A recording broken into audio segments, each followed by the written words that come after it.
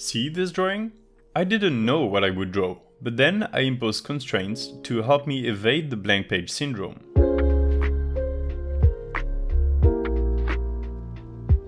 Well, hello there, I'm Détroit. Constraints in art.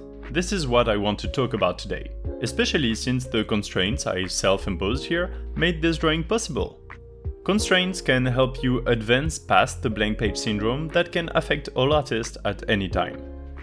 I have some things I want to say first though. I am participating in an online art contest called Art&Risk. If you want to help me increase my chance at winning a prize, please go to Instagram and like this post.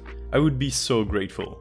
I will make a video on this particular illustration, but I don't have the time since the contest ends September 15th. So once more, please go to the first link in the description and like this post. Thank you very much. Second thing I want to mention, I don't have a second camera for today. I mean, I have one, and it was filming, but it didn't record and save the footage because I forgot to click something in OBS. So you'll be seeing this webcam in the top left there the whole time, but sadly no footage. Third and last thing before we get to constraints, I've run out of the cross-brand ink I'm used to, so now I'm using Noodler's black ink instead, which feels really good, but I can't form a complete opinion on it yet, so that will come up in future videos sometimes. And now about constraints. What do I mean by applying a constraint and how is that helpful? I mean, fair question, how can a restriction be helpful? In the case of the blank page syndrome, it really is. When you're confronted to a blank white page, sometimes the possibilities are what stops you from drawing. What to draw? There's simply too many possibilities, or sometimes none at all. In my case, I'm often wondering what type of pattern I will draw. Something mechanical looking, or something organic? Having a restriction or a constraint makes the choice much easier. And so, before I started recording for this video, I imposed myself the constraint of perspective. I placed an invisible dot at the center of the page, then drew lines going out from the center. To make it fun and original, I used a curved ruler to make the lines so the perspective star twists around instead of the lines going straight. But the point is, once I imposed this rule of having perspective on the drawing, all the options for patterns that wouldn't work with perspective faded away. Suddenly, instead of 30 potential ideas, I only had like 3 or 4 left, and I could choose what to draw from that. This is a very simple example of how a restriction can help you. And if you think about it, you always have to face a lot of restrictions in art anyway, which can come up in so many different forms, you don't even know it's a constraint. The broadest example I can think of is about your art style itself. Assuming you're already drawing and we're talking handmade visual arts with a pen or stylus or paintbrush, then your medium is the first restriction you have to impose. I made this drawing with the pen and ink on the sketchbook. I could have drawn the same thing in Photoshop, but I knew I wanted to draw with ink, and that's a restriction.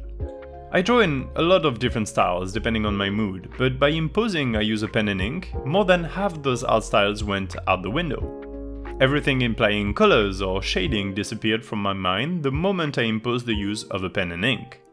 Already by choosing a medium, you are self-imposing a restriction.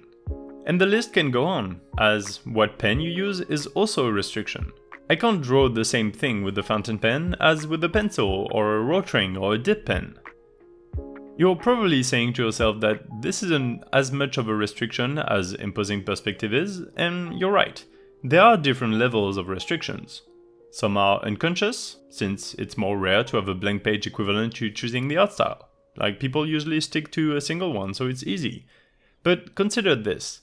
Even if you're a single style person, or like you always draw, let's say, characters specifically and so on, you can self-impose a bit more if you don't know what to draw.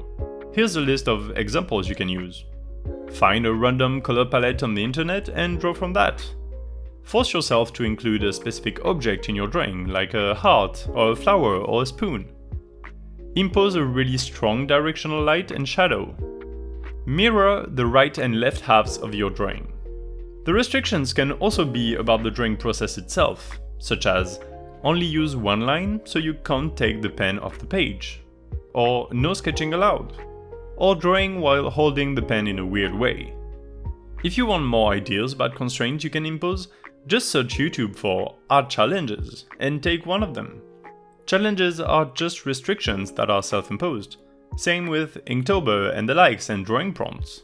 Remember, these are mostly to get you started, to draw something on the page, to evade the blank page syndrome.